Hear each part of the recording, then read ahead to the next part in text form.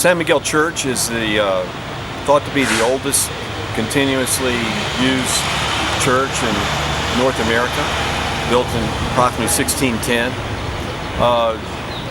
It has a long, interesting history. Has been owned by St. Michael's High School since the 1850s, and recently, about 5 years ago, St. Michael's came to Cornerstones to ask help in preserving the old church, built out of adobe. We do community work and adobe historic preservation around the state of New Mexico. We have a history of working on the churches in the villages, preserving them and bringing the community back together. So our project here is both to preserve the church, but to engage the community of Santa Fe in the preservation effort. So our work for the last 3 years has been involved in bringing volunteers to the site to work with us to preserve the adobe walls. We have a Save America's Treasures grant and to fund a major part of this work, and we also have smaller grants from the National Trails Program of the National Park Service and the Vanishing Treasures Program of the National Park Service here in the Intermountain region of the National Park Service. Been helping because this is a contributing structure to the Analco National Landmark District of Santa Fe, which we are in the center of that district. The church has a very complex history. In 1680, it was destroyed in the Pueblo Revolt. We don't know how much destruction occurred, but certainly a major dismantling happened. And the Pueblo Revolt was an interesting time in New Mexico history when the Pueblo Indians rose up against the Spanish and pushed them out. And for 12 years, Santa Fe was occupied by Puebloan people. Of course, there was a Pueblo in Santa Fe prior to the Spanish coming anyway. And so the church was rebuilt in the after the Spanish came back in, and that rebuilding was concluded in 1712. And so the basic footprint of the church is dates to the 1712 period, and majority of the walls and some of the structure inside dates to that 1712 period. Services are still held here on Sundays, open to the public. And the school has maintained the church.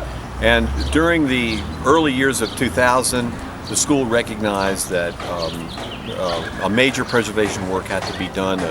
The church was actually getting in bad condition. So that's when they called Cornerstones, and we began to raise money and started this project. So we're in the third year of a restoration program of the structural elements of the church, exterior walls. In 2010, we did the facade that you're looking at. What this involves is removing cement stucco. This church is an adobe church. It was covered with mud plaster for much of its history. In the 1950s, it was cement stuccoed for the first time. This created some damage. It's trapped in some moisture. There were some problems. Major repairs were necessary to the walls, and we did all of that last summer. 90% of the work being done by volunteer labor.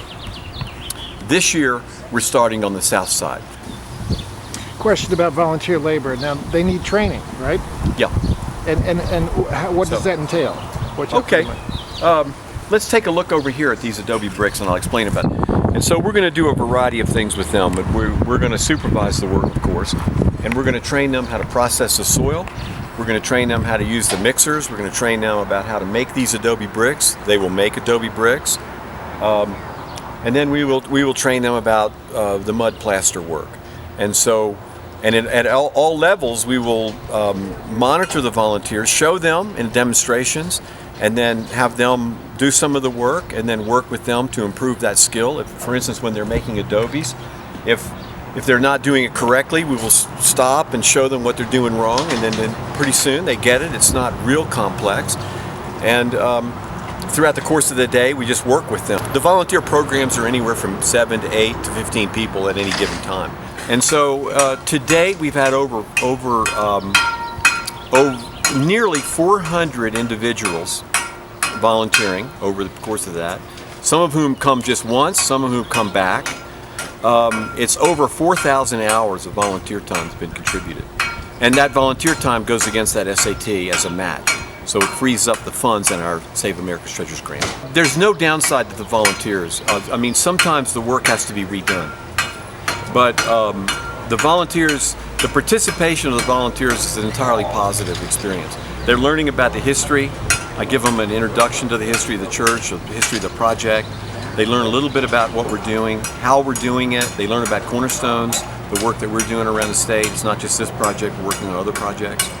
And they have a feeling of participation in the community. So it's a very positive thing.